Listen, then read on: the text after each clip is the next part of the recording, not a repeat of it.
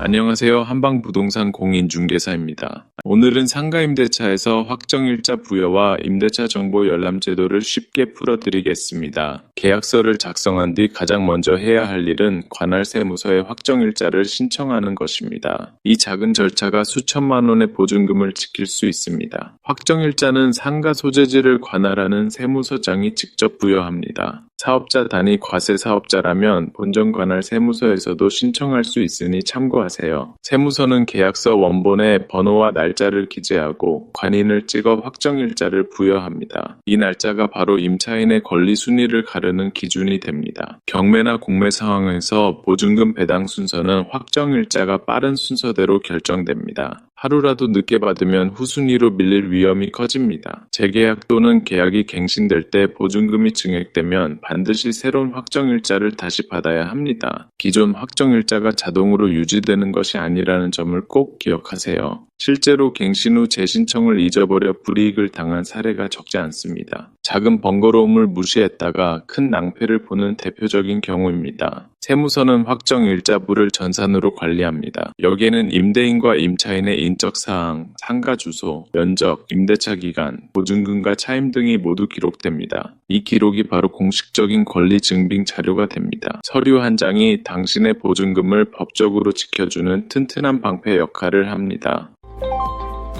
이제는 임대차 정보 열람 범위에 대해 알아보겠습니다. 이해관계인이라면 누구든 세무서에 정보 제공을 요청할 수 있으며 세무서장은 정당한 사유 없이 거부할 수 없습니다. 임대차 계약 당사자는 비교적 폭넓은 정보를 열람할 수 있습니다. 임대인과 임차인의 인적사항 일부, 보증금과 차임, 임대차 기간, 변경 및 갱신 이력까지 확인 가능합니다. 다만 주민등록번호는 앞자리 6자리만 제공됩니다. 개인정보 보호 차원에서 민감한 정보는 일부 제한되는 점을 이해해 주세요. 계약을 앞둔 예비 임차인이나 기타 이해관계인은 제한된 정보만 열람할 수 있습니다. 그래도 보증금과 차임, 확정일자 부여일 등 핵심 정보는 확인할 수 있습니다. 계약 전 권리관계를 파악하는 데 매우 유용합니다. 기존 임차인의 보증금이 과도하게 높다면 후순위로 밀릴 위험이 있기 때문에 사전에 반드시 확인해야 합니다. 이런 경우 사전에 정보를 확인하면 보증금 조정이나 계약 조건 재협의가 가능합니다. 실무에서는 계약 전 정보 열람이 필수 절차로 자리 잡았습니다.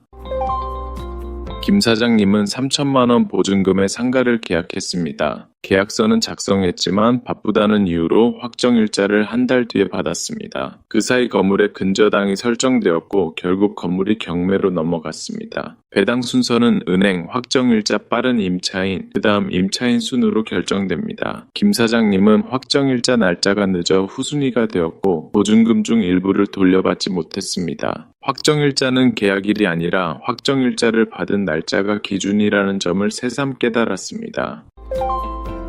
박 대표님은 2년 계약 후 재계약을 했습니다. 보증금도 2천만 원에서 3천만 원으로 올랐지만 예전에 확정일자 받았으니 괜찮겠지 하고 다시 신청하지 않았습니다. 그 후 건물이 경매로 넘어갔고 법원은 증액된 1천만 원에 대해 보호를 인정하지 않았습니다. 계약이 변경되면 새 확정일자를 다시 받아야 효력이 유지된다는 사실을 몰랐던 것입니다. 박 대표님도 결국 증액된 1천만 원을 돌려받지 못했습니다. 갱신 시 확정일자 재신청은 선택이 아닌 필수라는 점을 피부로 느꼈습니다.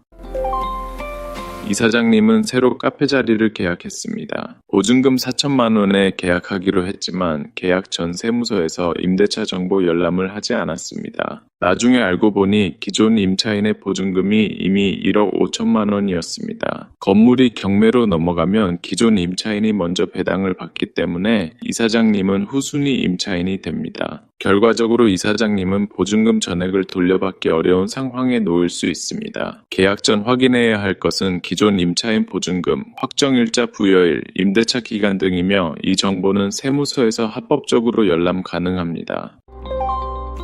상가임대차에서 확정일자는 단순한 도장이 아닙니다. 이는 보증금을 보호하는 법적 안전장치이며 계약 직후 즉시 신청해야 합니다. 재계약 또는 계약이 갱신되면 반드시 새 확정일자를 다시 받아야 합니다. 기존 확정일자가 자동으로 유지되지 않는다는 점을 잊지 마세요. 임대차 정보 제공 제도를 적극 활용해야 합니다. 계약 전 정보 열람은 위험을 줄이는 가장 현실적인 방법이며 작은 절차 하나가 수천만 원의 차이를 만들 수 있습니다. 영상 유용했다면 구독, 좋아요 눌러주세요.